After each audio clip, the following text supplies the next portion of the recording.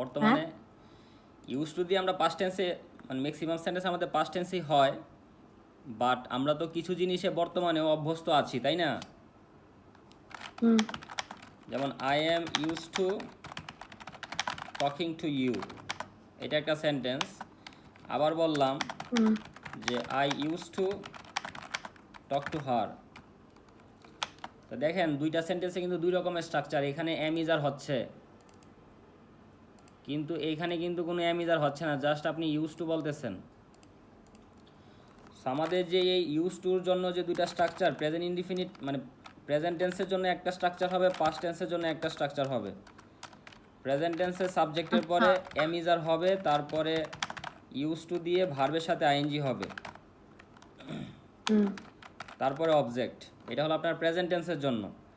আর past টেন্সের জন্য আপনার সাবজেক্টের পরে ইউজ টু হবে এবং ভার্বের বেস ফর্ম হবে। আচ্ছা, তারপরে আপনার অবজেক্ট হবে। মানে বর্তমানে কোনো কিছুতে আপনি অভ্যাস মানে অভ্যস্ত, সেটা বুঝাইতে গেলে আপনার ভার্বের সাথে আইএনজি করতে হবে। ধরেন আপনি বললেন যে আমি ধূমপানে অভ্যস্ত, I am use to smoking. আর আপনি অতীতে ধূমপান করতেন, আই ইউজ টু স্মোক। বুঝতে পারছেন? যে আমি ধূমপান করতাম। যেমন আপনি বললেন যে আমি তার সাথে দেখা করতাম, I use to meet him or her, যেটাই বলেন, যে I use to meet him, আমি তার সাথে দেখা করতাম।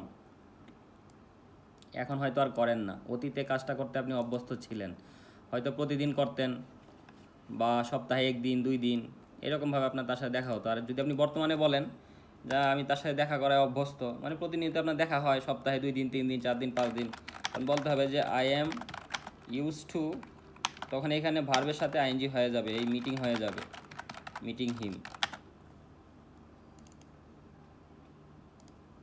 বুঝছেন?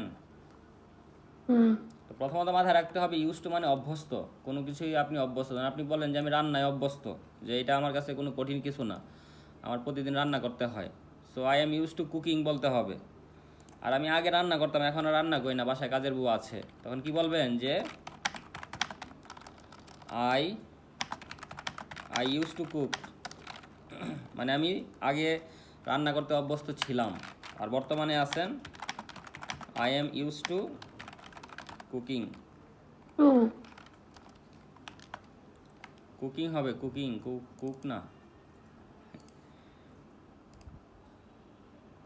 বুঝছেন ইউজ টু এর ব্যবহার? হ্যালো, কথা বলে না। ইউজ টু আপনার what if, then let alone, এই 3টা জিনিসই আমাদের প্রয়োজন হয় দৈনন্দিন জীবনে।